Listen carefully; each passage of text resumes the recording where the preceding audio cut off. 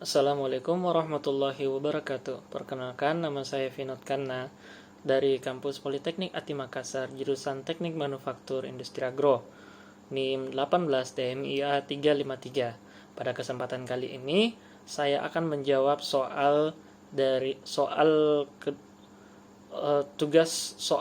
tugas kedua pengecoran logam, di mana adalah jelaskan segala hal yang terkait pengecoran logam, yang pertama adalah karakteristik logam cair, yang kedua adalah saluran cetakan, yang ketiga cara mendesain saluran cetakan. Nah, yang pertama karakteristik logam cair.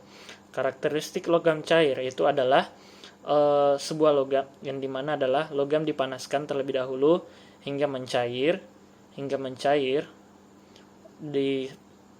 dipanaskan dengan suhu yang tinggi, sangat tinggi, antara berkisar 600 hingga 1000 derajat Celcius. Nah, di mana logam cair dituangkan ke dalam cetakan, baik itu cetakan logam maupun cetakan pasir.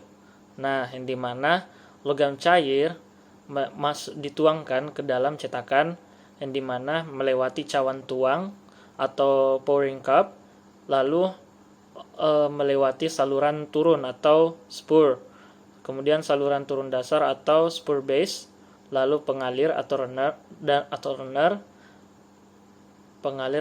lalu masuk ke inti atau bagian bahan yang akan bagian yang telah seperti pola. Nah, lalu sisanya mengalir ke riser untuk diketahui bila mana coran telah penuh, maka sisa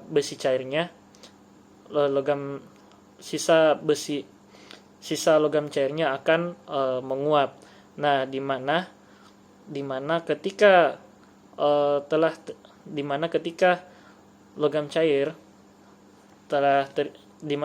cetakan telah terisi penuh, maka logam cair akan memulai namanya pendinginan, di mana logam cair bila terjadi pendinginan akan mengalami penyusutan, yang dimana bila terjadi penyusutan maka akan disuplai logam cair tambahan dari riser.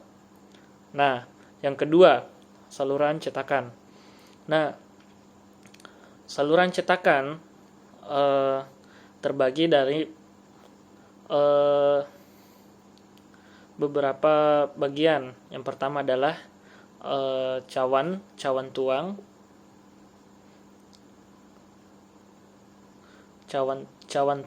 kedua saluran turun atau spur,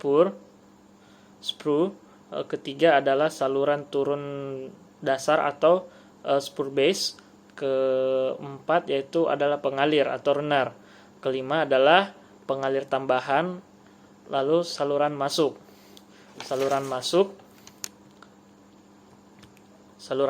seperti itu, lalu riser seperti itu.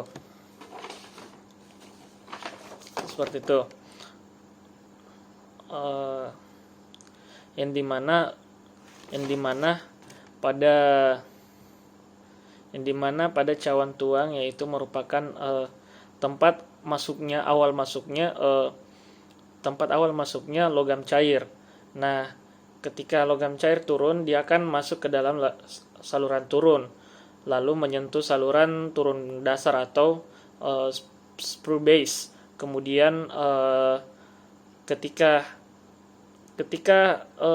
logam cair telah menyentuh spur base atau saluran turun dasar, logam cair akan menuju ke saluran pengalir atau runner, kemudian akan bercabang menuju ke pengalir tambahan atau runner extension, lalu masuk ke saluran inti atau saluran masuk, di mana bentuk polanya yang telah dibuat.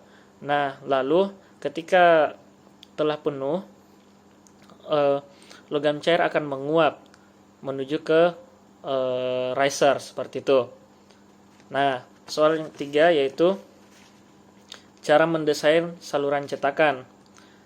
Nah, yang ketiga, cara mendesain saluran cetakan, di mana kita harus penentuan di mana adalah yang pertama adalah tempatkan dimensi coran yang besar pada bagian bawah. Minimalkan tinggi dari coran. Kemudian ketiga, tempatkan ke daerah terbuka di bagian bawah. Selanjutnya yang keempat, tempatkan coran sedemikian rupa hingga racer berada di tempat yang paling tertinggi. Seperti itu. Kelima, tertinggi dari coran untuk bagian yang besar atau jika akan dibuat terpisah atau cup and drag. Kelima yaitu umumnya runner atau saluran pengalir, yaitu umumnya runner, gate dan sprue ditempatkan pada drag, seperti itu. Selanjutnya yaitu tempatkan bidang pisah atau parting plane relatif serendah mungkin terhadap coran. Selanjutnya, tempatkan bidang pisah pada bagian di mana coran mempunyai luas permukaan terbesar. Nah, di mana sistem saluran dari proses pengecoran mempunyai bagian-bagian seperti yang saya bilang tadi, yaitu di mana cawan tuang atau pouring cup, kedua saluran turun atau sprue, ketiga saluran turun dasar atau spur base, keempat adalah pengalir atau runner, kelima adalah pengalir tambahan runner extension, keenam adalah saluran masuk atau ignite. Lalu ada runner.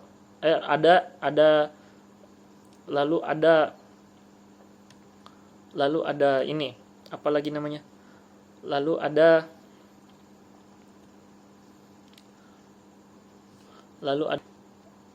racer, seperti itu.